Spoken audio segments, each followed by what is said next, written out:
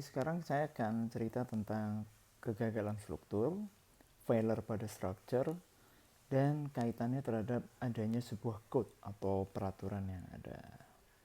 Nah, dengan kemajuan teknologi, kemajuan ilmu dalam konsep perencanaan desain struktur, baik itu bangunan maupun fasilitas penunjang kehidupan manusia, maka semakin tinggi pula resiko terjadinya sebuah disaster atau kecelakaan.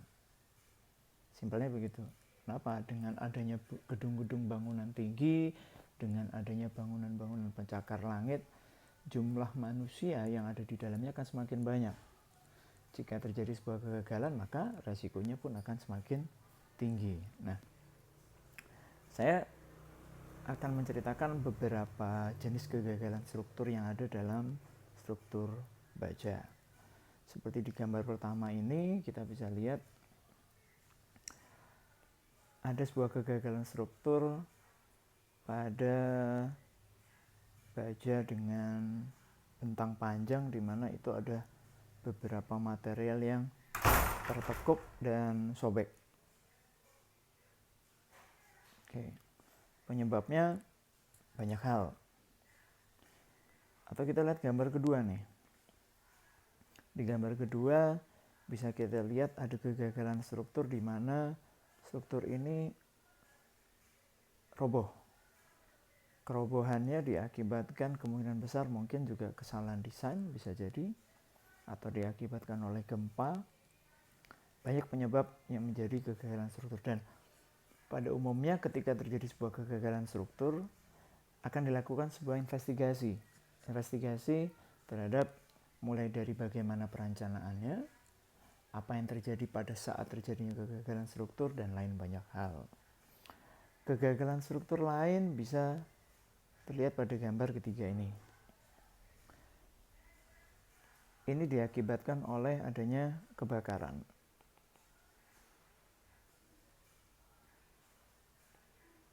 Sehingga mengakibatkan baja tadi sudah tidak mampu atau sudah kehilangan atau berkurang kemampuan layannya atau dari kemampuan kekuatannya diakibatkan oleh panas yang tinggi. Gambar lainnya ada kegagalan struktur yang paling cukup populer di baja, yaitu korosi.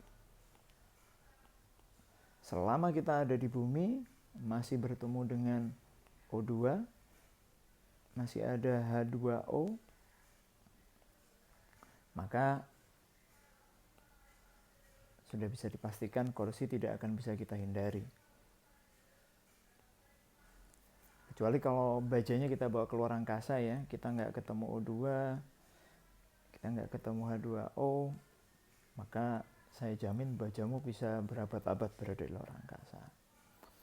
Ini bentuk kegagalan struktur lainnya, yang kemungkinan besar juga diakibatkan oleh gempa. Ini bentuk kegagalan struktur pada jembatan yang diakibatkan oleh angin. Di Amerika, koefisien angin sangat-sangat diperhitungkan karena di sana memiliki iklim atau bentuk geologi yang berbeda dengan Indonesia. Atau bentuk kegagalan struktur yang diakibatkan oleh accident. Kalau Anda masih ingat kejadian 9/11,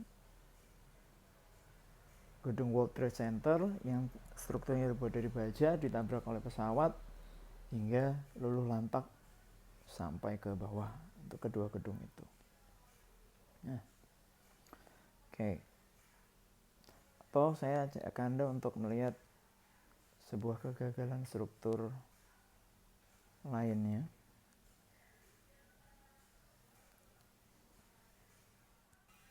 Oke, ini salah satu case yang cukup terkenal di tahun 1986, disebut New World Hotel yang ada di Singapura.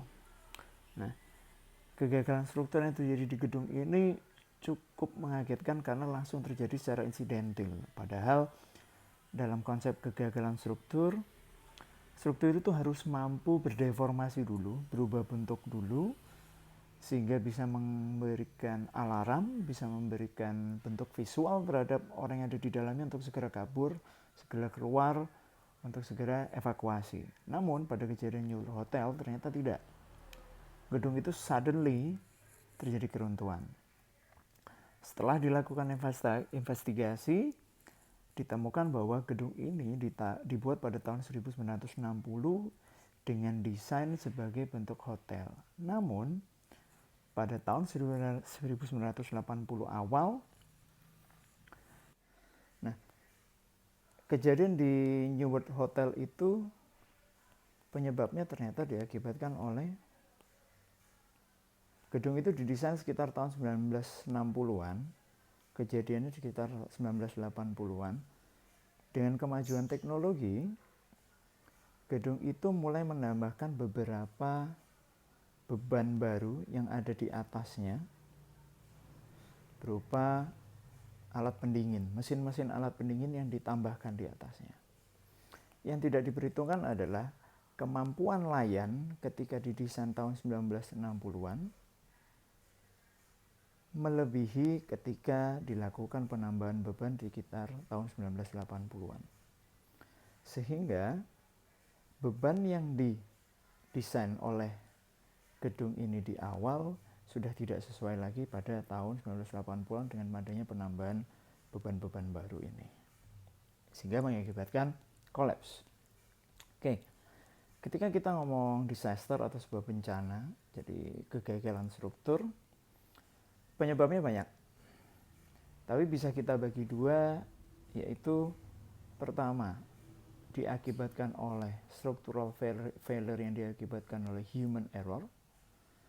Entah itu bisa di kesalahan desain, kesalahan pemilihan profil, metode perencanaan ketika mendesain gedung, kesalahan perawatan.